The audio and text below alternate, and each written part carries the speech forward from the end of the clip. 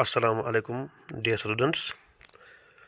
उम्मीद करता हूँ कि अल्लाह के फजल करम से आप ठीक होंगे। जैसा कि आप जानते हैं कि इस वक्त जो हमारा मामला चल रहा है, तो जो चैप्टर है हाइड्रोजन, उसी को हम डिस्कस कर रहे हैं। ठीक है, तो कुछ बातों का डिस्कस तो ऑलरेडी हो चुका है, तो आज डिस्कस करेंगे एक बहुत ही अहम क्वेश्चन, तो जो बहुत ही अहम है from examination point of view, तो उसको हम डिस्कस करेंगे। जैसा कि आप देख रहे हैं, बिल्कुल आपकी मोबाइल स्क्रीन पर है। It is preparation of hydrogen. Preparation of hydrogen यानी कि हाइड्रोजन गैस को हम प्रिपेयर कैसे करते हैं। ठीक है, तो एक ख़ास बात आप याद रखें, इसको हम नाम देते हैं हाइड्रोजन भी, और कभी कभी बुक्स पर आप पाएंगे डाईहाइड्रोजन भी। तो कोई मसला नहीं है, हाइड्रोजन भी वही है और डाईहाइड्रोजन भी वही है। तो आज हम देखेंगे कि जो हाइड्रोजन गैस है इसको हम प्रिपेयर कैसे करते हैं। तो थोड़ा इसमें मैं इजीनेस आपके लिए पैदा करूंगा। अगर आप अपनी बुक खोलेंगे तो बहुत सारी प्रिपरेशंस आपको इसकी मिलेंगी। There are many many methods for the preparation of hydrogen, लेकिन हम इस डिस्कशन को थोड़ा सा आसानी करते हैं, ज़्यादा हम नहीं जाएंगे दाएं बाएं। हम 2-3 मेथड्स यूज़ करेंगे जो हमारे लिए बड़े अहम हैं। पहले हम यूज़ करेंगे, it is laboratory method. It is laboratory method. आराम से आप सुनेंगे, बहुत ही आसान है, मैं इसको बहुत ही आसान करूंगा आपके लिए। जो पहला मेथड है जिससे हम हाइड्रोजन को बनाएंगे, वो लेबॉर्ट्री मेथड है। तो याद रखिए आप मेरी बात, 2 मेथड्स यूजुअली ज़्यादा होते हैं हमारी मतलब इस केमिस्ट्री में प्रिपरेशन के। एक तो होता है लेबॉर्ट्री मेथड, जिसमें आप किसी चीज़ को बनाएंगे मगर कम क्वांटिटी में, तो वो लैब में हम करते हैं, उसको बोलते हैं लेबॉर्ट्री मेथड। दूसरा आता है जिसको हम बोलते हैं कमर्शियल प्रिपरेशन, या उसको हम बोलते हैं इंडस्ट्रियल प्रिपरेशन, यानी उसी चीज़ को हम बनाएंगे एट हायर स्केल, यानी वहाँ पर क्वांटिटी बहुत ज़्यादा बनती है। तो यूजुअली इन 2 पर हम बात करेंगे। तो पहला मेथड जो है आज का, वो आप देखिए, मैंने लिखा है यहाँ पर लेबॉर्ट्री मेथड। तो लेबॉर्ट्री मेथड में यानी कि लैब में हम इसको प्रिपरेशन कैसे करते हैं। तो सिंपल सा तरीका है, मैंने पूरी डायग्राम यहाँ बनाई है, आप इस डायग्राम को ज़रा समझो। तो आप देखिए, इस डायग्राम से ही पूरी गेम आपको समझ आएगी। देखिए, यहाँ से हमने एक ये जो मतलब ये फ्लास्क यहाँ ली है, ये जो बोतल मैंने बनाई है, थोड़ी सी बोतल, इस बोतल को हम बोलते हैं वोल्फीज बोतल। इसको बोलते हैं वोल्फीज बोतल। ठीक है, इसके यहाँ पर 2 आप देख सकते हैं, इसके मतलब 2 यहाँ पर मतलब एग्जिट्स है। एक एग्जिट तो यहाँ से है, आप देखिए, इस एग्जिट से हमने एक फनल यहाँ घुसाई है। आप देखिए फनल, इस फनल को हम बोलते हैं थिसल फनल। नाम सुना होगा आपने, इसको हम बोलते हैं थिसल फनल। इस फनल को हमने यहाँ पर आप देखिए इसको बनाया है, और इसके अंदर हमने डाला हुआ है कंसंट्रेटेड सल्फ्यूरिक एसिड। गौर से मेरी बात सुनिए, कंसंट्रेटेड सल्फ्यूरिक एसिड। इस बोतल के अंदर हमने नीचे आप देखिए जो रेड डॉट्स मैंने बनाए हैं, these are zinc granules. These are zinc granule, मैं लिखाऊंगा यहाँ पर, थोड़ा सा आपको और समझ आएगा। These are zinc granules. These are zinc granules, यानी ये छोटे छोटे टुकड़े जिंक के हैं, इनको हमने यहाँ डाला है। ऊपर से ये वाटर है, ऊपर से ये वाटर है, ये वाटर है, और ये बॉटम पर ग्रेन्यूल्स हमने डाले हैं, और यहाँ से वाटर है। तो यही कहानी है, और कोई मसला है नहीं। तो वाटर है यहाँ पर, वाटर के नीचे बॉटम पर वोल्फीज बोतल जो है उसके बॉटम पर जिंक ग्रेन्यूल्स है। तो हम क्या करते हैं, यहाँ से हमने एक और ट्यूब जोड़ दिया है इसके साथ। ठीक है, तो इस ट्यूब को बोलते हैं डिलीवरी ट्यूब। अब यहाँ जब आते हैं तो ये जो यहाँ पर सेटअप है, ये जो बीकर है, ये जो यहाँ पर बीकर है, इसके अंदर भी वाटर है, और ये जो चैम्बर है, जो चैम्बर हमने बनाया है यहाँ पर, इस चैम्बर के अंदर भी वाटर है। देखिए, यहाँ हम क्या करते हैं, ये जो जिंक ग्रेन्यूल्स है, ऊपर से वाटर है, तो हम क्या करते हैं, यहाँ हम ऊपर से इस फनल का यहाँ पर खोलते हैं। यहाँ पर बेसिकली इसको होता है स्टॉप कॉक, वो स्टॉप कॉक हम खोलते हैं, तो जो सल्फ्यूरिक एसिड है कंसंट्रेटेड, वो नीचे आना शुरू होता है। जब वो नीचे आता है, लेकिन वहाँ तो पानी है, वहाँ तो पानी है, तो सल्फ्यूरिक एसिड जब पानी में आता है, जब पानी में आता है तो वो डाइल्यूट हो जाता है, और इसीलिए मैंने यहाँ पर लिखा है डाइल्यूट सल्फ्यूरिक एसिड। बेसिकली यहाँ होता है कॉन्सेंट्रेटेड, लेकिन उसको हम डालते हैं पानी में, तो पानी के अंदर वो आता है डाइल्यूट, और वही डाइल्यूट सल्फ्यूरिक एसिड जो है वही मिलता है जिंक ग्रेन्युलस के साथ। किससे मिलता है? जिंक जो ग्रेन्युलस है उनके साथ मिलता है, ऐसे जिंक, ठीक है। प्लस आता है सल्फ्यूरिक एसिड, और कौन सा वाला? It is dilute, mind it is dilute. तो जब ये रिएक्शन होती है तो आपको मिलता है जिंक सल्फेट, और साथ में प्रोड्यूस होता है हाइड्रोजन गैस। तो यहाँ हाइड्रोजन गैस जो होता है वो प्रोड्यूस होने लगता है, और जब वो गैस प्रोड्यूस होता है तो उसको हम यहाँ से फिर वो जाता है ऊपर, और डिलीवरी ट्यूब के मतलब उसके थ्रू वो यहाँ पहुँचता है, डिलीवरी ट्यूब के थ्रू, और अल्टीमेटली जो चैम्बर है उस चैम्बर के अंदर चूँकि वाटर है, हाइड्रोजन गैस वाटर में इनसॉल्युबल है, इसलिए ये ऊपर जाता है।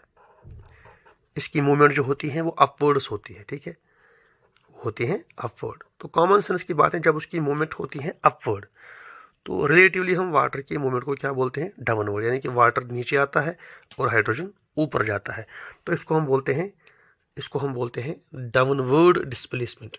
इसको हम बोलते हैं डाउनवर्ड डिस्प्लेसमेंट ऑफ वाटर। इसको हम बोलते हैं डाउनवर्ड डिस्प्लेसमेंट ऑफ वाटर, क्योंकि हाइड्रोजन ऊपर जाता है। तो इस तरह से लैब में हम हाइड्रोजन को प्रिपेयर करते हैं, फिर यहाँ से इसको हम कलेक्ट करते हैं। और कभी कभी चैम्बर का नाम जो आता है इसको हम बोलते हैं कलेक्टिंग ट्यूब भी, ठीक है, इसको हम बोलते हैं कलेक्टिंग ट्यूब भी। यहाँ से हम इसको कलेक्ट करते हैं, किसको? हाइड्रोजन को। इस तरह से लैब में इसकी प्रिपरेशन हो जाती है। तो जिंक प्लस H2SO4 डाइल्यूट ये जिंक सल्फेट प्लस H2। फिर मैं इसको रिपीट करता हूँ कुछ सेकंड्स में।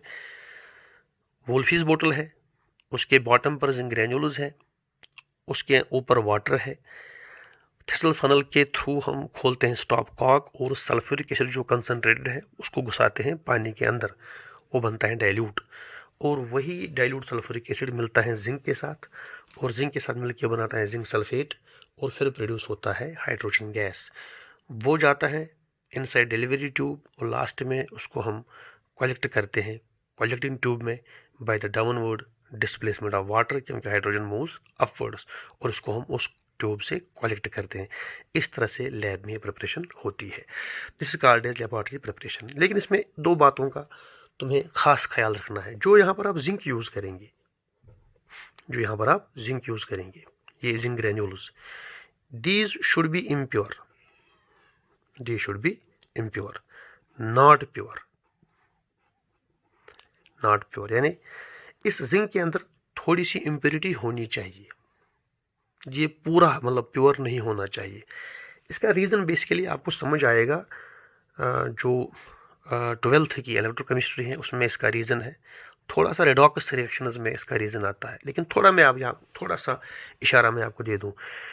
अगर ये जिंक ग्रेन्युल्स इम्प्योर होंगे, ठीक है, तो जब ये इम्प्योर होते हैं तो अंदर क्या बनता है? ये जिंक जो बनता है ये बनता है पोरस, ये पोरस बनता है, यानी लगता है जैसे इसमें सुराख हैं, छोटे पतले पतले सुराख, इम्प्योरिटीज की वजह से ये कॉम्पैक्ट नहीं रहता अगर ये इम्प्योर होगा। और उससे अंदर क्या बनता है? उससे अंदर बनते हैं, उनको हम बोलते हैं इलेक्ट्रोकेमिकल कपल्स। इस पर ज़्यादा बात मैं यहाँ नहीं करूँगा, ये आएगा इलेक्ट्रोकेमिस्ट्री में। तो इलेक्ट्रोकेमिकल कपल्स बनते हैं जिससे रिएक्शन फास्ट हो जाती है।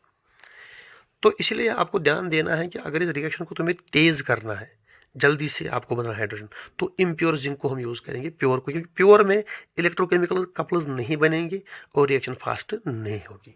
ये पहली बात का आपको ध्यान देना है कि we have to go for the impure zinc. Point number second, वो भी आपको ध्यान देना है कि यहाँ पर जो आपने यूज़ किया है सल्फ्यूरिक एसिड, वो डाइल्यूट है। तो sir why not concentrated? Directly हम क्यों नहीं यूज़ करेंगे कंसनट्रेटेड? अगर आप वैसा करेंगे तो ऐसा कुछ मामला हो जाएगा, जिंक प्लस H2SO4, लेकिन अब ये क्या है? कंसनट्रेटेड। तो क्या मिलेगा आपको इससे? आपको मिलेगा इससे जिंक सल्फेट वो तो मिलेगा ही, साथ में आपको मिलेगा सल्फर डाइऑक्साइड, तो फिर मिलेगा ट्वाइस वाटर। तो देखिए यहाँ तो हाइड्रोजन का कोई नामो निशान भी नहीं है, यानी कि अगर आप यूज़ करेंगे कंसनट्रेटेड सल्फ्यूरिक एसिड, तो डेफिनेटली आपको नहीं मिलेगा हाइड्रोजन, आपको मिलेगा सल्फर डाइऑक्साइड। बेसिकली इसके पीछे कहानी क्या है? कहानी बेसिकली वैसी ही है।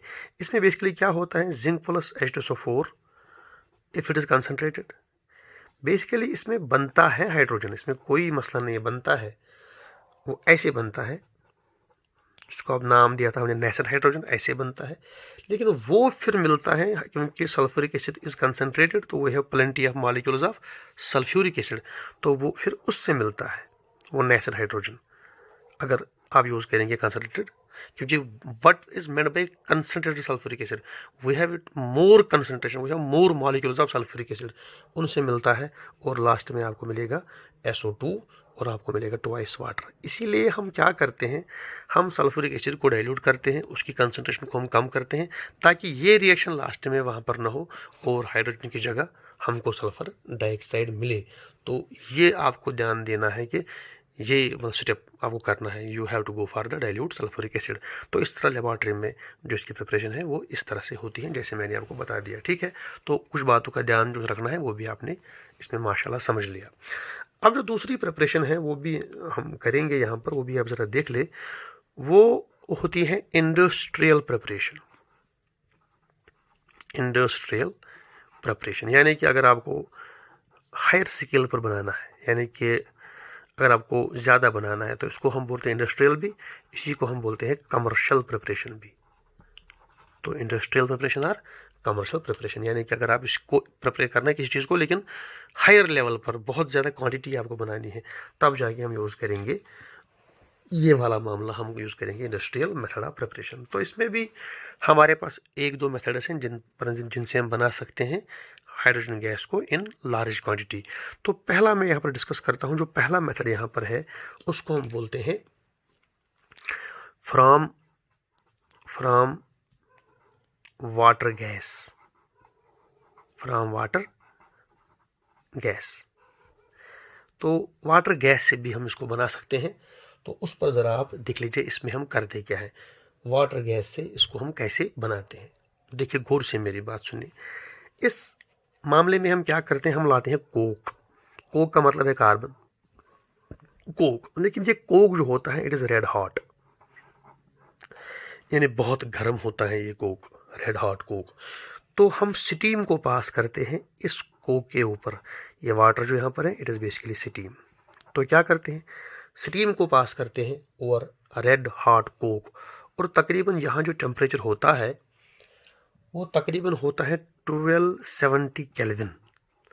तो आपने स्टीम लाई और स्टीम को तुमने पास किया ओवर रेड हॉट कोक, तो यहाँ पर बनता है CO प्लस H2, एक साथ ये मिक्सचर बनता है, और इसी को हम बोलते हैं वाटर गैस।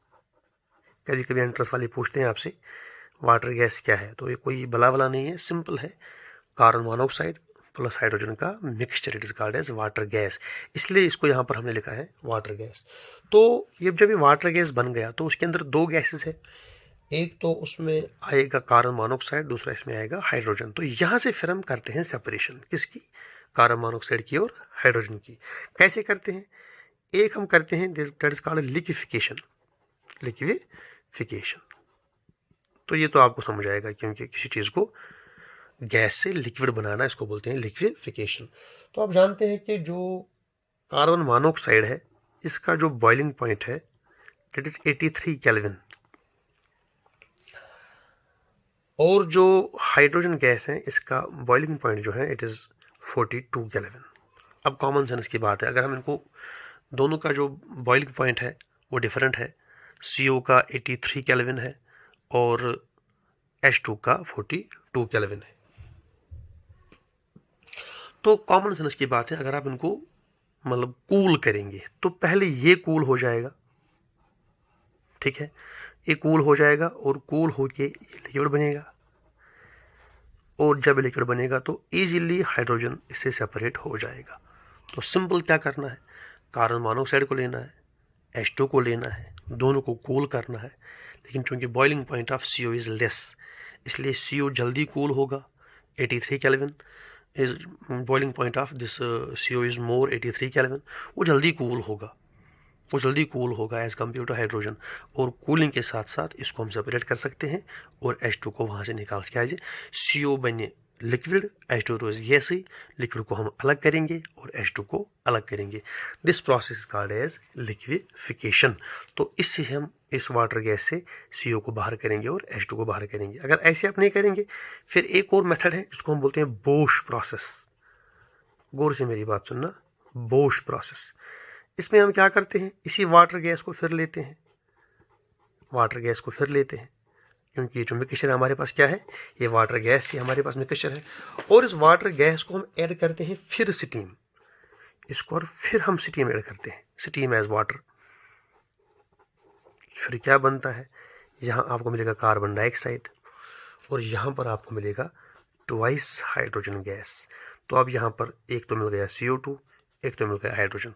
तो हमारी मंजिल हमारे सामने आ गई, हाइड्रोजन हमारे सामने आ गया और सामने आ गया कार्बन डाइऑक्साइड। अब दोनों को हमें फिर सेपरेट करना है, तो यहाँ थोड़ा आसानी है।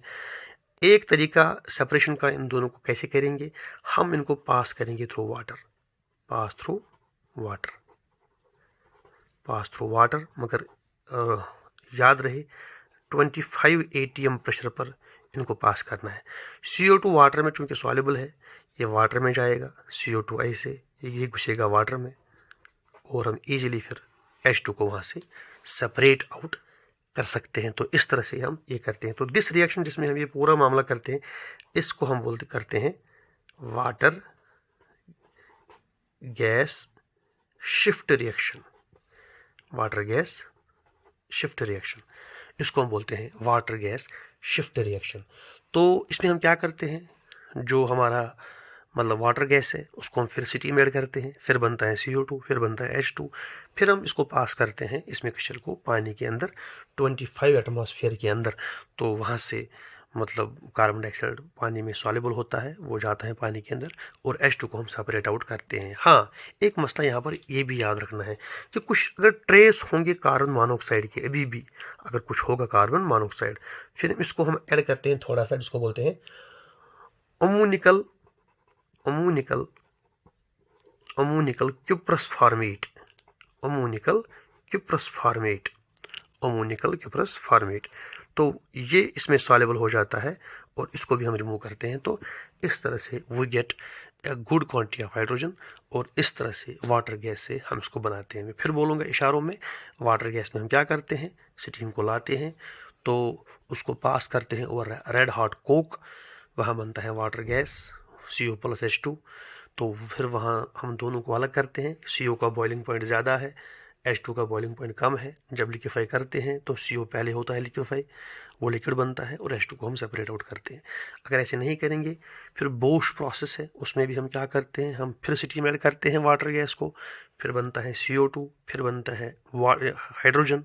तो फिर हम इस मिक्सचर को, जिसमें कार्बन डाइऑक्साइड है और जिसमें मतलब हाइड्रोजन है, उसको हम पास करते हैं थ्रू वाटर अंडर 25 ATM। तो वहाँ CO2 वाटर के अंदर घुसता है और हाइड्रोजन को बाहर निकालते हैं। It is called as water gas shift reaction.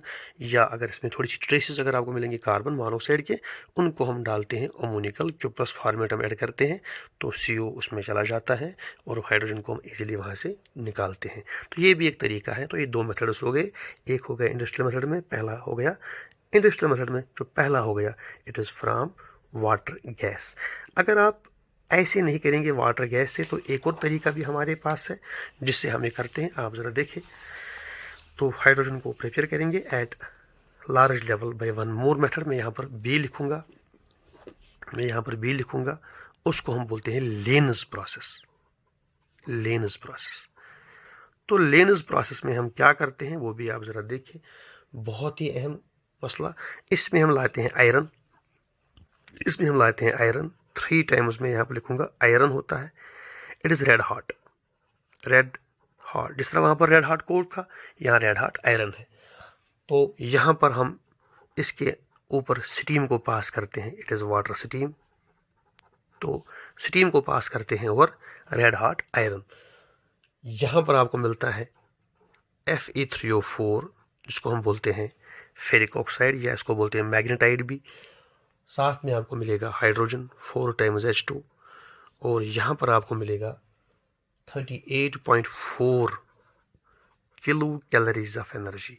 तो ये भी एक और तरीका है। अगर आप वैसे नहीं करेंगे तो इंडस्ट्रियल मेथड में एक और तरीका हमारे पास है कि रेड हॉट आयरन जो है उसके ऊपर स्टीम पास करेंगे तो वहाँ पर आपको मिलेगा Fe3O4 और फिर मिलेगा आपको हाइड्रोजन और बहुत अच्छी क्वांटिटी में, और साथ में आपको 38.4 किलो कैलोरीज की भी एनर्जी मिलेगी।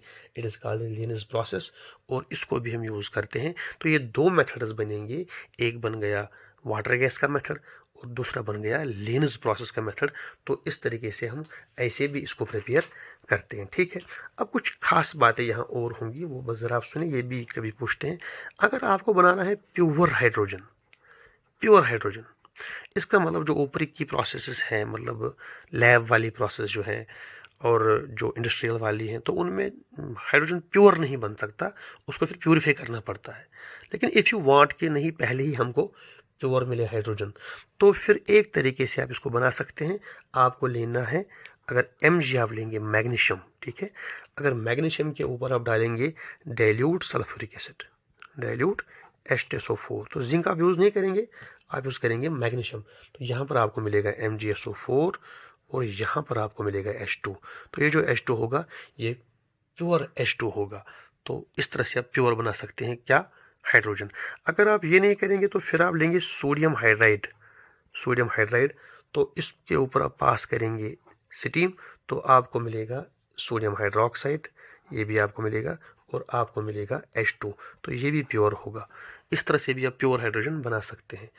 अगर आप ऐसे नहीं करेंगे तो फिर एक और मेथड हमारे पास है, आपको लिखनी है एल्युमिनियम की स्ट्रिप लेनी है, स्ट्रिप ऑफ एल्युमिनियम, उस पर आपको पास करना है ट्वाइस KOH यानी कि पोटेशियम हाइड्रोक्साइड, और वाटर थोड़ा सा ऐड करना है, यानी कि थोड़ा सा मॉइस्चर भी होना चाहिए। एल्युमिनियम स्ट्रिप है, पोटेशियम हाइड्रोक्साइड है, फिर वाटर है, तो आपको मिलेगा ट्वाइस KaLO2, एक तो ये कंपाउंड मिलेगा आपको और साथ में आपको मिलेगा 3 टाइम्स हाइड्रोजन। तो हाइड्रोजन की प्रिपरेशन यहाँ से भी है और ये भी आपको मिलेगा pure hydrogen.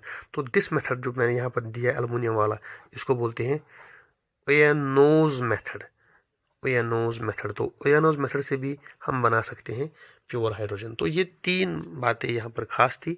If you want to make the pure hydrogen, तो कैसे बना सकते हैं प्योर हाइड्रोजन, तो याद रखिए, या तो Mg के थ्रू पास करेंगे डाइल्यूट सल्फ्यूरिक एसिड, तो वहाँ प्योर बनेगा, या सोडियम हाइड्राइड यूज़ करेंगे वाटर के साथ, वहाँ बनेगा प्योर हाइड्रोजन, या एल्युमिनियम स्ट्रिप को हम डालेंगे पोटेशियम हाइड्रोक्साइड में और फिर साथ में थोड़ा सा वाटर, तो आपको मिलेगा KaLO2, साथ में मिलेगा H2, प्योर H2।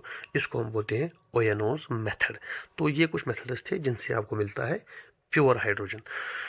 तो अब एक बात बहुत अहम है जो शायद यहाँ पर करनी बहुत ज़रूरी है। तो आपने क्या बनाया, आपने बनाया H2, इसकी आपने प्रिपरेशन कर दी, चाहे लैब वाले से कर दिया, इंडस्ट्रियल वाले से, तो कर दिया आपने।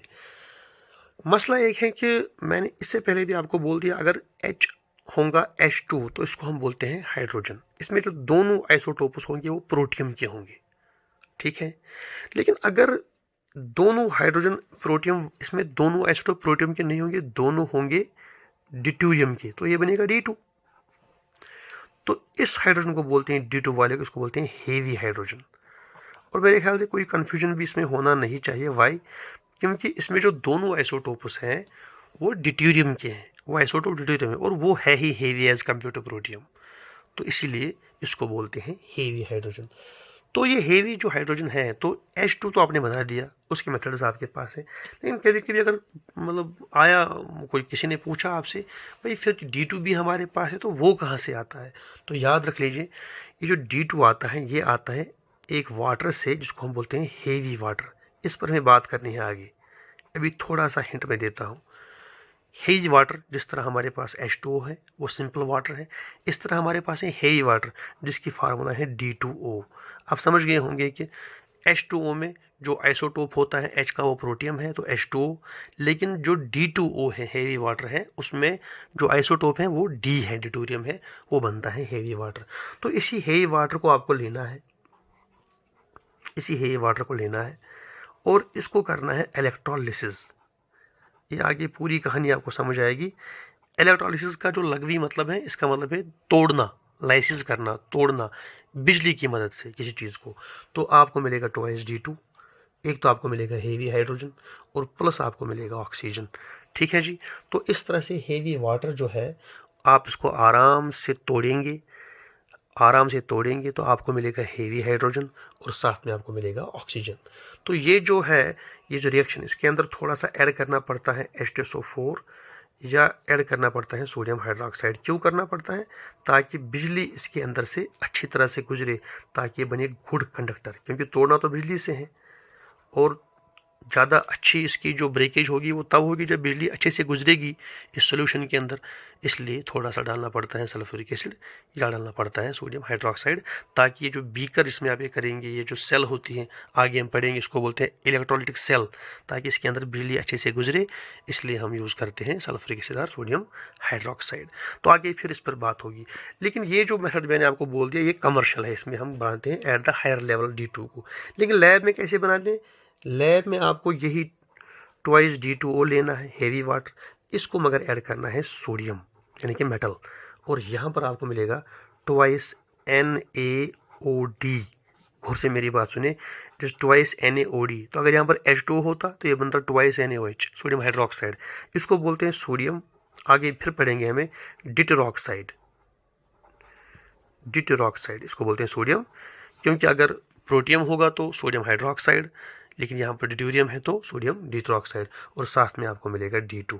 तो कभी कभी ऐसे भी आपको बोला जाता है कि कहाँ से आता है हेवी हाइड्रोजन, उसकी प्रिपरेशन कैसे होती है। तो सिंपल वर्ड्स में हम बोलेंगे इसकी प्रिपरेशन हम करते हैं हेवी वाटर से, और अगर कमर्शियल का मसला होगा तो इलेक्ट्रोलिसिस करेंगे, और अगर लैब का मसला होगा तो सोडियम के साथ इसको रिएक्ट करवाएंगे, तो होपफुली वहाँ पर बनेगा हेवी हाइड्रोजन। अब लास्ट में जो कुछ बातें हैं वो बड़ी ज़रूरी है। तो अब हम जाएंगे towards the properties of hydrogen. Note तो आपको मिल ही जाएगा वहाँ, तो फिर आपको ये बात क्लियर होगी। प्रॉपर्टीज़ आप जानते हैं 2 किस्म की होती हैं, फिजिकल भी होती हैं, केमिकल भी होती है। यहाँ पर मैं फिजिकल प्रॉपर्टीज़ पर करूँगा, केमिकल को मैं अलग लेक्चर में बोलूँगा। तो पहली जो प्रॉपर्टी आपको यहाँ पर मिलेगी वो ये है कि जो हाइड्रोजन है it is colourless, it is odourless. Odour मैंने ओडर वर्ड बोला, कलर इसका नहीं, इसकी स्मेल नहीं, इसका टेस्ट नहीं, टेस्टलेस गैस। तो ये बिल्कुल कलरलेस है, ओडरलेस और टेस्टलेस गैस है।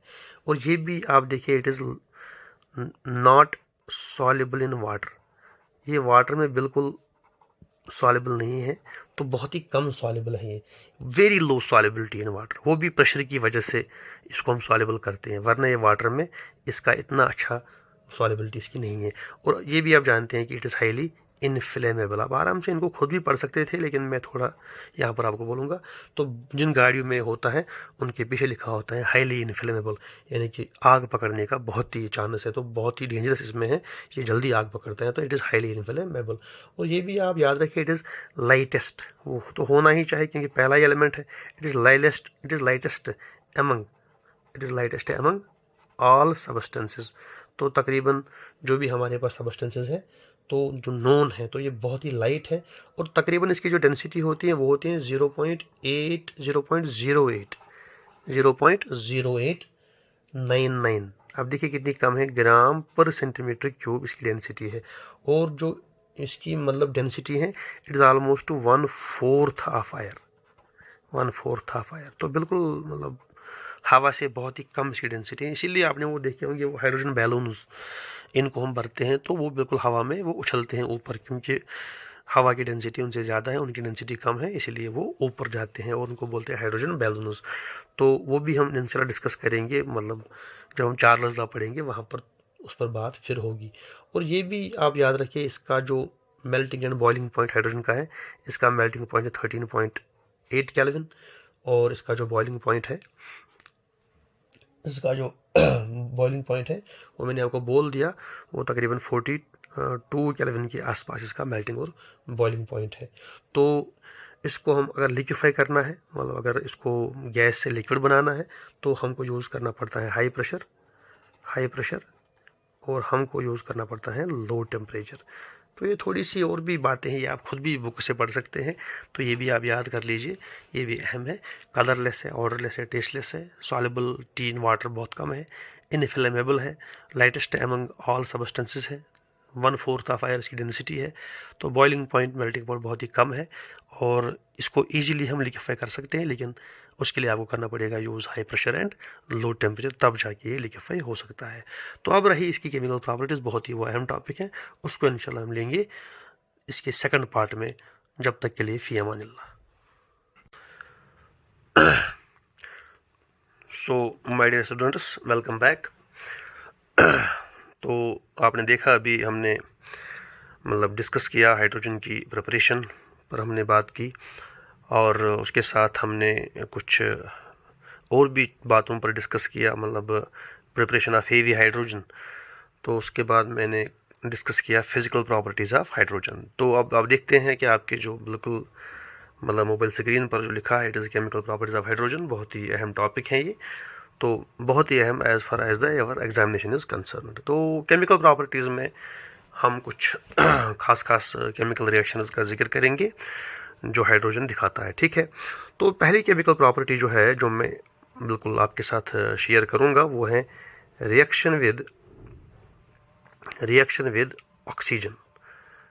तो मैं कुछ मोटी मोटी बातों पर थोड़ी सी रोशनी डालूंगा कि हाइड्रोजन जो है जब ये रिएक्शन करता है तो मोटी मोटी बातें उसमें जो हैं वो क्या है। बाकी आप आराम से नोट से वो रिएक्शन लिखेंगे और उसको फेयर करेंगे, वो कोई मसला नहीं है, लेकिन मोटी मोटी बातें जो इसमें होंगी उन पर हम बात करेंगे। तो पहली जो केमिकल प्रॉपर्टी है वो है रिएक्शन विद ऑक्सीजन।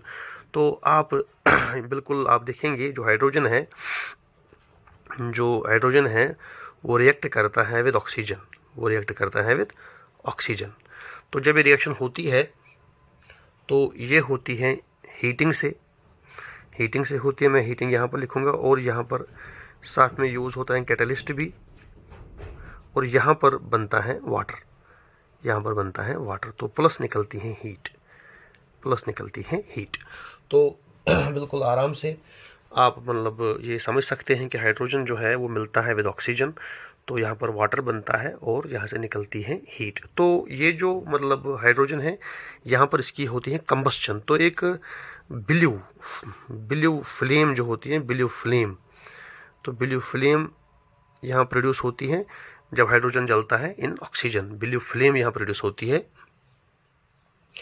तो ब्लू फ्लेम प्रोड्यूस होती है और वाटर बनता है, और हीट यहाँ प्रोड्यूस होती है तकरीबन ऑलमोस्ट जो डेल्टा एच यहाँ पर है वो तकरीबन यहाँ पर होता है -285 किलो जूल्स। यहाँ से जो हीट है वो निकलती है। तो इसमें सबसे अहम बात आपको क्या याद रखनी है, हालांकि तो इजीली आप कर सकते हैं मतलब अपने नोट से, लेकिन ख़ास बात आपको याद रखनी है कि जब आप ये रिएक्शन करते हैं तो बहुत ध्यान रखना पड़ता है, क्योंकि यहाँ जो रेशो है 2 मोल्स ऑफ हाइड्रोजन है और 1 मोल ऑफ ऑक्सीजन है। तो यहाँ पर जो रेशो इनका है हाइड्रोजन का और ऑक्सीजन का, वो है 2:1। आप देख सकते हैं जो यहाँ रेशो है किसका, हाइड्रोजन इज टू ऑक्सीजन, वो है 2:1। And this ratio is too explosive. इसको हैंडल करना बहुत ही मुश्किल है, एक्सप्लोजिव। तो इतनी भी आसान रिएक्शन नहीं है। This ratio is always explosive. तो इसको मतलब करते वक्त बहुत ध्यान रखना पड़ता है ताकि कोई मतलब अनटोवर्ड कोई मसला ना हो जाए, कोई हादसा ना हो जाए, क्योंकि 2:1 रेशो इज़ ऑलवेज एक्सप्लोजिव। तो यहाँ पर हम इन दोनों को मिलाते हैं 2:1 में और वाटर बनता है, लेकिन care is to be taken because this ratio 2:1 is always explosive. तो this is highly exothermic reaction because 285 kilojoules of heat is released. तो this was the reaction between the hydrogen and the oxygen. दूसरा मैं बोलूँगा यहाँ पर बहुत ही आसान है, it is a reaction with halogens. तो हैलोजन में आप जानते हैं कि वहाँ मतलब 4 अहम हैलोजन हैं। हमारे पास फ्लोरीन है, हमारे पास क्लोरीन है, हमारे पास ब्रोमीन है और हमारे पास आयोडीन है। तो इनके साथ रिएक्शन करता है कौन, हाइड्रोजन। तो जब यहाँ पर रिएक्शन होती है तो यहाँ पर ख़ास किस्म के कंपाउंड वजूद में आते हैं जिनको हम बोलते हैं हाइड्रोजन हैलाइड्स, मतलब H का F के साथ HF, H का Cl के साथ HCl, H का Br के साथ HBr और H का I के साथ HI। लेकिन ख़ास बात आपको याद रखनी है कि जो इस रिएक्शन का नेचर है वो वेरी करता है फ्रॉम हेलोजन टू हेलोजन। मतलब H का जब F के साथ होता है तो कंडीशन डिफरेंट है, H का जब Cl के साथ होता है तो कंडीशन डिफरेंट है, H का जब Br के साथ होता है तो कंडीशन डिफरेंट है, और जब आयोडीन का मामला होता है तो कंडीशन डिफरेंट है। यानी कि एक ही कंडीशन में ये रिएक्शन नहीं होती। तो देखिए मैं कंडीशन दिखाऊंगा साथ साथ। तो पहले मैं मिलाऊंगा H2 को F2 के साथ। तो जब ये रिएक्शन होती है H2 का F2 के साथ तो आपको मिलेगा 2HF।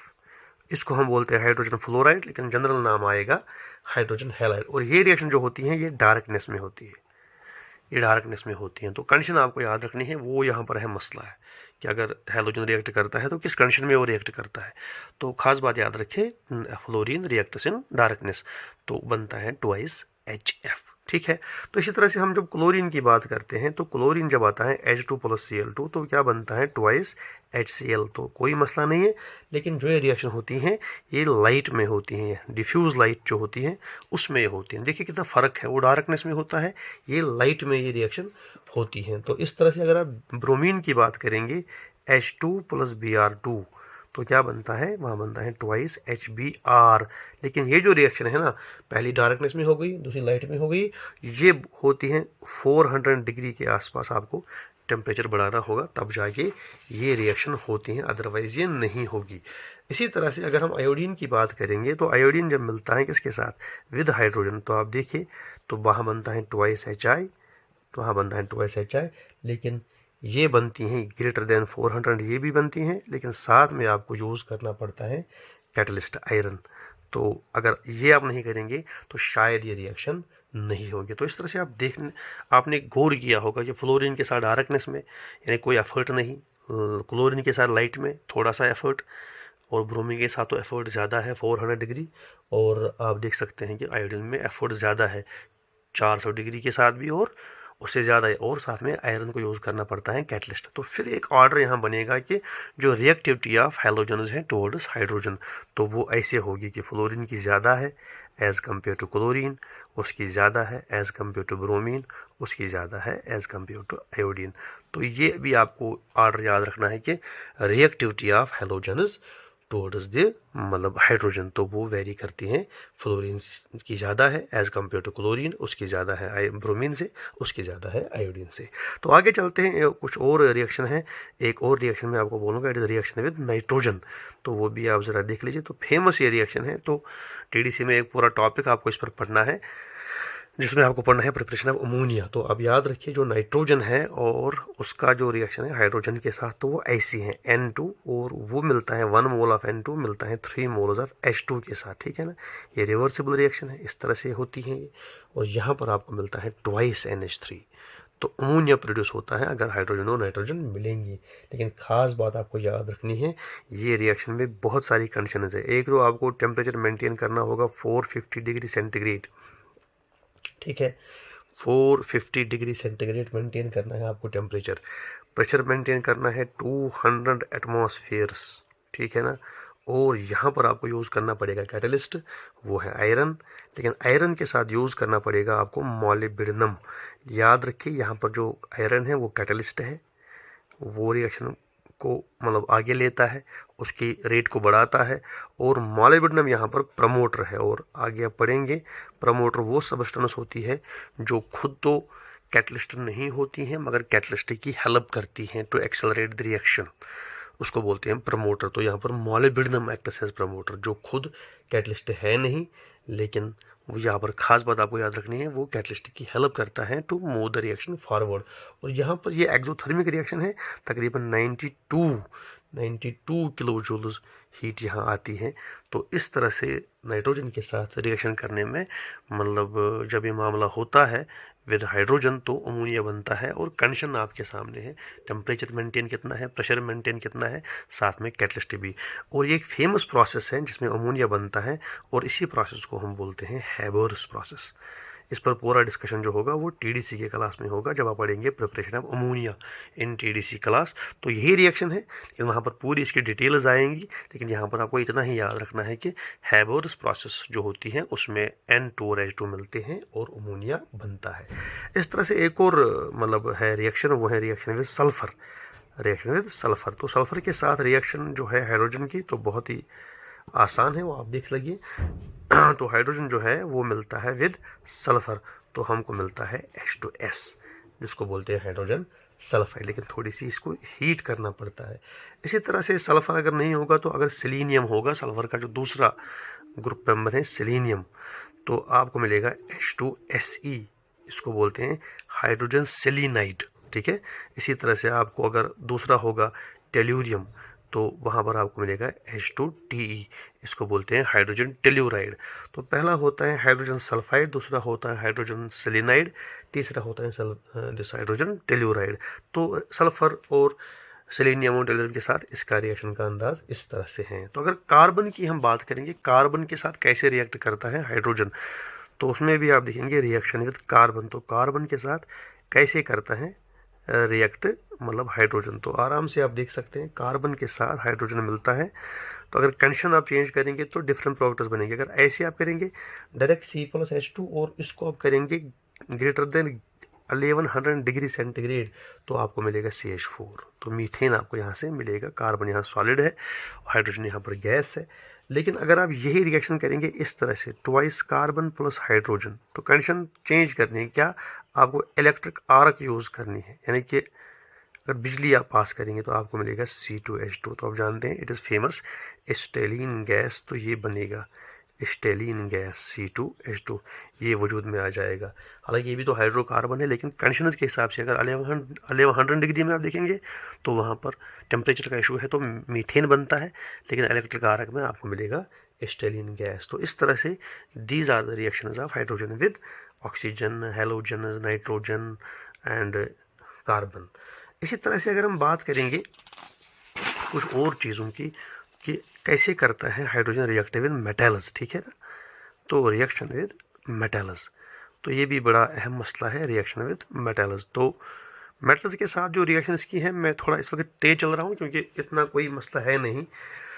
तो कैसे मतलब करेगा ये रिएक्शन मेटल्स, तो मेटल्स में आपको पहले मिलेंगे highly electro positive metals, highly electro positive metals. वो आप जानते हैं वो कौन कौन है, वो तो अल्कली मेटल्स होंगे और अल्कलाइन अर्थ मेटल। इसमें अल्कली आएंगे और साथ में आएंगे alkaline earth metals, alkali metals आएंगे और अल्कलाइन अर्थ मेटल्स आएंगे। तो उनके साथ कैसे रिएक्शन होगी, तो देखिए कैसी रिएक्शन होती है। अगर हम लेंगे ट्वाइस Na, सोडियम लेंगे हम, इसको हम मतलब डालेंगे हाइड्रोजन, तो आपको मिलेगा ये कंपाउंड। तो ये हाई टेम्परेचर पर होती हैं, हीट देनी पड़ती हैं, तो आपको मिलेगा ट्वाइस NaH, तो सोडियम हाइड्राइड वजूद में आएगा।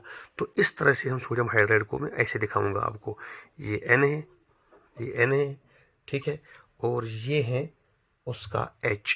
तो याद रखिए इन हाइड्रेट्स में जो हाइड्रोजन है वो सोडियम जो है, क्योंकि ये हाईली इलेक्ट्रोपॉजिटिव मेटल है, ये इससे इलेक्ट्रॉन छीनता है, तो यहाँ पर सोडियम बनता है पॉजिटिव और हाइड्रोजन बनता है नेगेटिव। तो इस आयन को आप जानते हैं, इसको बोलते हैं हाइड्राइड आयन। तो हाइड्रेट्स वजूद में आते हैं जब हाईली इलेक्ट्रोपॉजिटिव मेटल्स रिएक्शन करते हैं।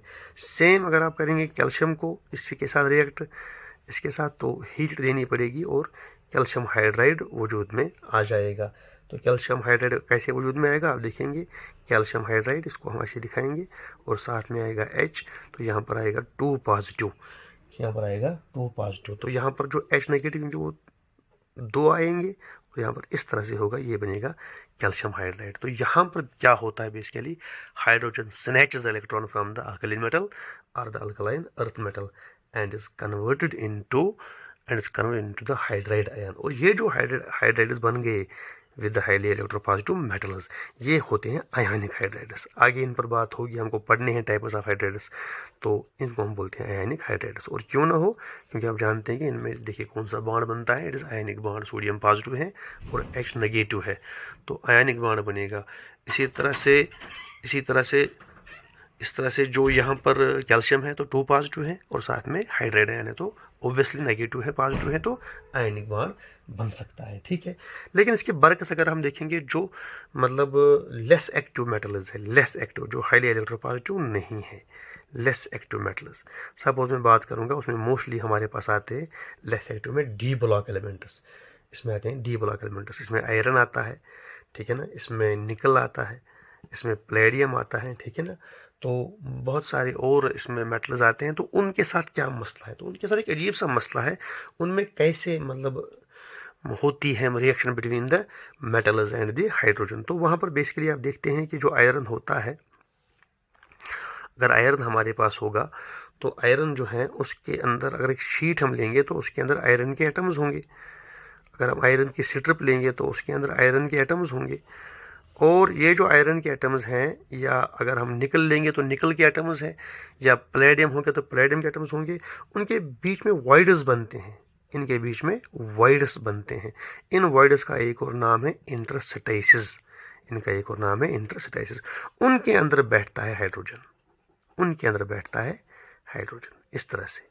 तो इसको मैं लिखूंगा यहाँ पर हाइड्रोजन। तो हाइड्रोजन जो गैस है, हाइड्रोजन का जो मॉलिक्यूल है, ये वाइड्स के अंदर बैठता है। जो वाइड्स जो हैं जो किसके बीच में बनते हैं, between the atoms of the less active metals, iron होगा, निकल होगा, प्लेडियम होगा, उन वाइड्स के बीच में बैठता है हाइड्रोजन मॉलिक्यूल, और इस तरह से यहाँ पर वजूद में आता है। अगर आयरन होगा तो बनेगा आयरन हाइड्राइड इस तरह से, FeH2, तो इस तरह से आयरन हाइड्राइड। अगर निकल होगा तो निकल हाइड्राइड, अगर प्लेडियम होगा तो प्लेडियम हाइड्राइड।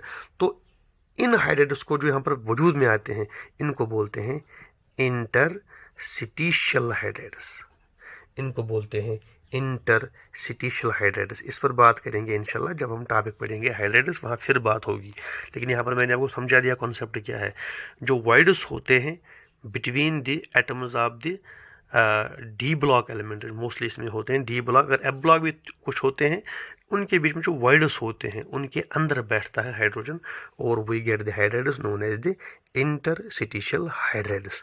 तो ये होती हैं हाइड्रोजन की रिएक्शन विद द मतलब लेस एक्टिव मेटल्स। तो जो हाई एक्टिव मेटल्स हैं और उनमें बनते हैं आयनिक हाइड्राइड्स, और जो लेस एक्टिव मेटल्स होते हैं उनमें बनते हैं इंटरस्टिशियल हाइड्राइड्स।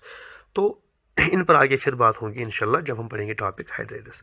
उसके बाद आप देख लीजिए एक रिएक्शन जो है वो है इसका रिड्यूसिंग कैरेक्टर, उसका जो है रिड्यूसिंग कैरेक्टर। इसका मतलब ये हो गया कि हाइड्रोजन जो है it is a good reducing agent, और बहुत सारे मामलात में हाइड्रोजन हमारी हेल्प करता है, और बहुत सारी मतलब चीज़ों को ये रिड्यूस करता है। और उसमें फेमस जो एग्जांपल्स हैं जो ऑक्साइड्स होते हैं, ऑक्साइड्स जो ऑक्साइड्स होते हैं एलिमेंट्स के, ऑक्साइड्स ऑफ एलिमेंट्स, तो उनको ये रिड्यूस करने की कोशिश करता है। तो फेमस एग्जांपल आप देख लीजिए, अगर हमारे पास HgO होगा तो आप डाल दीजिए, ये मरकरी का ऑक्साइड है, डाल दीजिए हाइड्रोजन, तो यहाँ पर Hg आप देखिए बन गया, और यहाँ पर बनेगा H2O।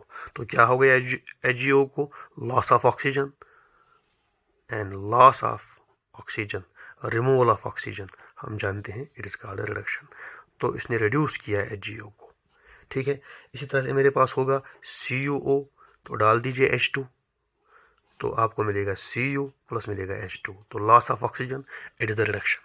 इसी तरह से मेरे पास होगा अगर होगा Cu2O, अगर ये होगा वो है क्यूप्रिक ऑक्साइड, ये है क्यूप्रस ऑक्साइड, अगर इसको डाल देंगे H2 तो आप देखिए यहाँ पर क्या बनेगा, यहाँ पर बनेगा 2Cu प्लस बनेगा H2O।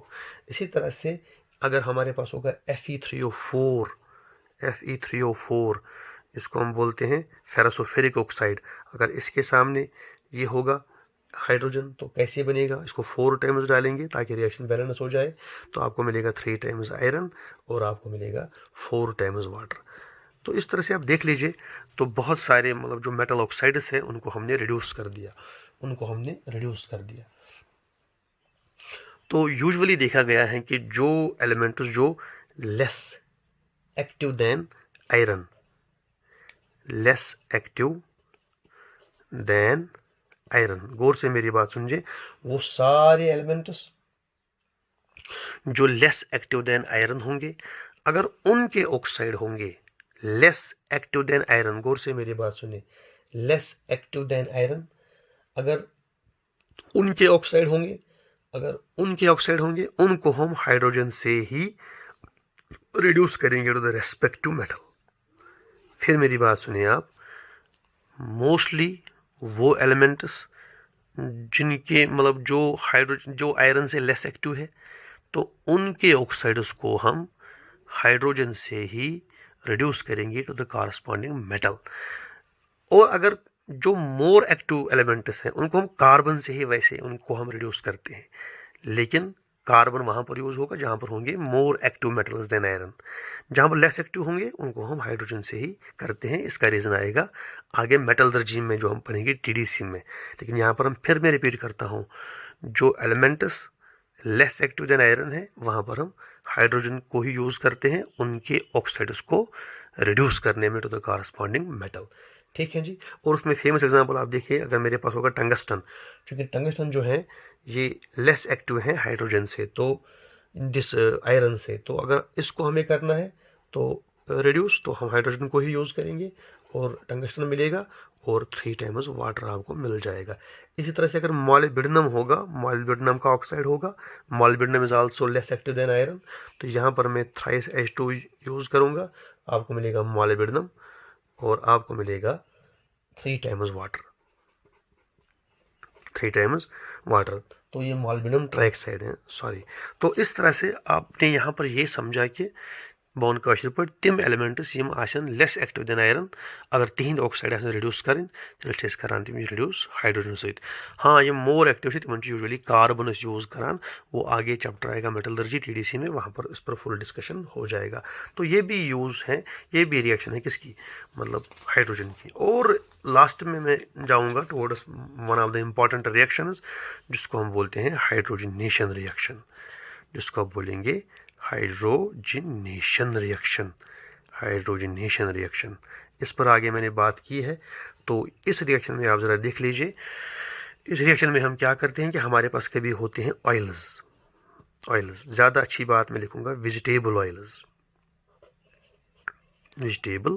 ऑयल्स जो हमारे पास होते हैं वो बेसिकली होते हैं अनसैचुरेटेड। तो हम उनको क्या करते हैं, हमको कन्वर्ट करते हैं इनटू सॉलिड फैट्स। लेकिन कैसे करते हैं, हम उनको डालते हैं हाइड्रोजन, लेकिन यूज़ करते हैं निकल एज अ कैटालिस्ट।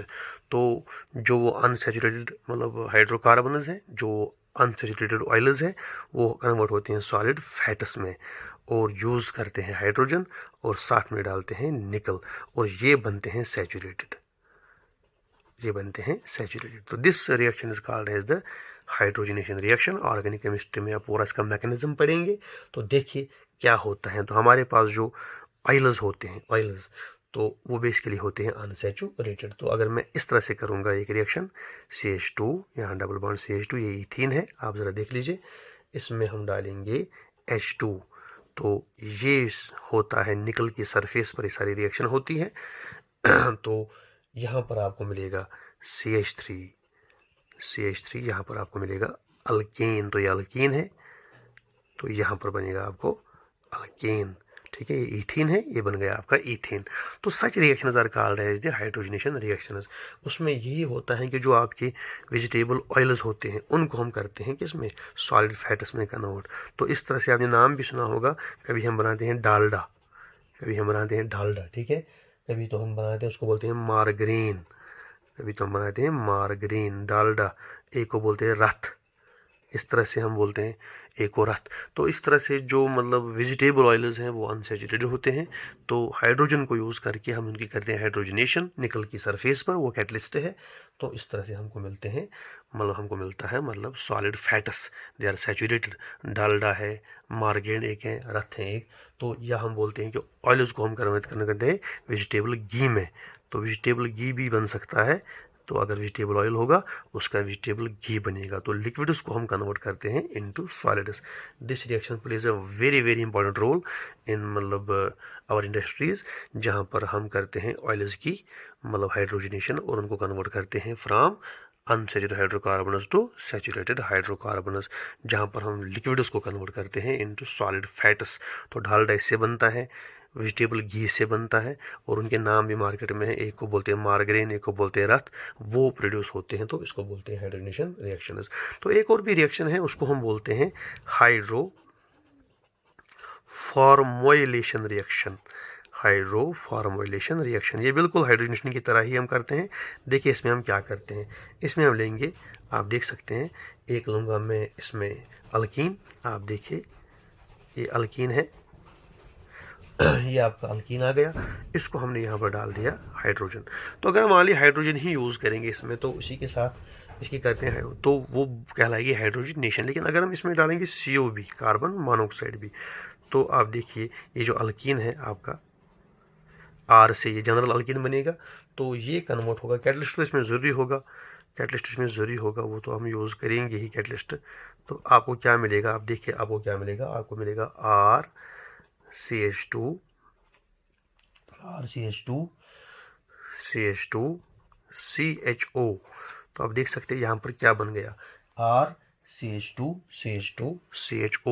तो यानी कि जो अल्कीन बन गया इसका एल्डिहाइड बन गया, इसका एल्डिहाइड बन गया। अगर आप फिर इस एल्डिहाइड को डालेंगे, इस एल्डिहाइड को आप डालेंगे फिर H2, तो आप देख सकते हैं यहाँ पर क्या बनेगा, आपको मिलेगा CH2OH। तो इसका बन गया अल्कोहल, इसका बन गया अल्कोहल। तो आप देख सकते हैं कि यहाँ पर क्या हो गया कि हाइड्रोफॉर्मोलेशन रिएक्शंस में हम क्या करते हैं कि अल्कीन को लेते हैं, उसको हम ट्रीट करते हैं विद हाइड्रोजन और साथ में हम डालते हैं CO, तो कैटलिस्ट की सरफेस पर, तो आपको मिलता है एल्डिहाइड। तो इस एल्डिहाइड के बनने को, इसी को बोलते हैं हाइड्रोफॉर्मुलेशन रिएक्शन। लेकिन अगर थोड़ा आगे हम इसको फिर करेंगे H2 ऐड, तो फिर वहाँ पर जो एल्डिहाइड होगा वो अल्कोहल में कन्वर्ट हो जाएगा। तो such reactions are called as hydroformulation reaction. तो ये भी हाइड्रोजन की एक बहुत ही खास रिएक्शन है, जिसमें हम एक ग्रुप ऑफ हाइड्रोकार्बन को दूसरे ग्रुप में कन्वर्ट करते हैं, अल्कीन का बनाते हैं एल्डिहाइड। अगर थोड़ा फिर आगे करेंगे तो एल्डिहाइड का अल्कोहल भी बन सकता है। ठीक है जी। तो इस तरह से these were some important reactions of hydrogen, और भी बहुत सारी, लेकिन थोड़ी मोटी मोटी बातें हमने की। अब हम लास्ट में जाएंगे towards the use of hydrogen. ठीक है, तो देखते हैं, उस पर बात करते हैं। देखिए जी, तो यूज़ पर हम बात करेंगे इसकी कि कहाँ कहाँ पर यूज़ करते हैं। तो पहली जो यूज़ इसकी होगी हाइड्रोजन की, तो इसको हम करते हैं use for the manufacture of ammonia. तो अमोनिया को हम बनाते हैं अभी हमने देखा एक रिएक्शन भी हमने की, हैबोरस प्रोसेस, तो अमोनिया की प्रिपरेशन में इसका खास रोल है। तो इससे हम ज़्यादा हम बनाएंगे। इवन HCl को भी हम बनाते हैं हाइड्रोजन क्लोराइड जो है, इसको हम बनाते हैं हाइड्रोजन। और सबसे इसकी अहम जो यूज़ है, इससे हम प्रोड्यूस कर सकते हैं मेथनॉल जिसको बोलते हैं वुड सुपरेट, इसको भी हम बनाते हैं किससे, मतलब हाइड्रोजन से। तो दूसरी इसकी यूज़ होगी बहुत ही अहम यूज़, तो इससे हम करते हैं हाइड्रोजनेशन ऑफ ऑयल्स, वो भी आपने अभी देख लिया। इससे हम बनाते हैं हाइड्रोजनेशन ऑफ ऑयल्स, वो भी हम इससे कर सकते हैं। ठीक है, इसी तरह से एक इसकी खास यूज़ है, इसको हम करते हैं फिलिंग ऑफ बैलून्स। तो हम बैलून बनाते हैं जिनको बोलते हैं हाइड्रोजन बैलून्स, तो वो भी बड़े अहम हमारे मतलब यूज़ होते हैं। तो बेसिकली मेट्रोलॉजिकल डिपार्टमेंट्स में हाइड्रोजन बैलून्स का एक बहुत बड़ा रोल है, फिलिंग ऑफ बैलून्स, उसमें हाइड्रोजन बना होता है। लेकिन फिर देखा गया कि इट इज़ हाईली इनफ्लेमेबल, तो आज हम यूज़ करते हैं 85% हीलियम, और हम सिर्फ यूज़ करते हैं 15% हाइड्रोजन, ताकि वो खतरा जो है तो वो टल जाए। कि 100% हाइड्रोजन को यूज़ करना थोड़ा सा मुश्किल है, क्योंकि इट इज़ हाईली इनफ्लेमेबल। तो आज हम यूज़ करते हैं 85% हीलियम और 15% हाइड्रोजन। और दूसरा मैंने आपको बोला था कि इसको हम बनाते हैं ऑक्सी हाइड्रोजन टार्च, जो हम यूज़ करते हैं फॉर वेल्डिंग पर्पजेस। तो ये भी हम बनाते हैं विद द हाइड्रोजन। तो ये भी आप याद रखिए कि इससे हम बनाते हैं फ्यूल सेल भी। और आपको ये जानकर हैरानी होगी कि फ्यूल सेल को यूज़ किया गया था जब अपोलो स्पेस प्रोग्राम हो गया था, जब नील आर्मस्ट्रांग मून पर गए थे। तो एक सेल वहाँ पर बनती है, उन्होंने फ्यूल सेल, उसमें हाइड्रोजन यूज़ होता है और यूज़ होता है ऑक्सीजन। ये दो फ्यूल्स होते हैं वहाँ पर, ये दोनों वहाँ पर मिलते हैं और वहाँ पर बनता है वाटर, जिसको उन्होंने पीने के लिए यूज़ किया था, और साथ में एनर्जी मिलती है जिसको यूज़ किया गया था for different activities on the moon. तो ये भी TDC में पूरा टॉपिक है, फ्यूल सेल, वहाँ पढ़ेंगे इसको इंशाल्लाह। लेकिन यहाँ पर अब याद रखिए कि फ्यूल सेल में एक बहुत ख़ास पार्ट है हाइड्रोजन का। और साथ में डालते हैं ऑक्सीजन। ये दो फ्यूल्स हैं H2 और O2, ये मिलते हैं, वाटर बनता है, उसको वहाँ पर उन्होंने पीने के लिए इस्तेमाल किया। साथ में निकलती है एनर्जी, उसको उन्होंने यूज़ किया for different activities on the moon. तो ये भी हाइड्रोजन का बहुत ही अहम यूज़ है। और भी आप देखिए, इसका एक और यूज़ भी मैं आपको बोलूँगा। तो ये सबसे अच्छा रिड्यूसिंग एजेंट यूज़ होता है इन आवर लैब्स। अभी हमने देखा कि बहुत सारे ऑक्साइड्स को आपने रिड्यूस किया, तो बेहतरीन रिड्यूसिंग एजेंट कौन है? मतलब ये हाइड्रोजन है। तो सबसे अहम मसला जो लास्ट पर मैं आपको बोलूँगा कि इस वक्त जो हम देखते हैं कि एनर्जी क्राइसिस है, तो कहते हैं कि जो हाइड्रोजन है ये फ्यूचर फ्यूल है।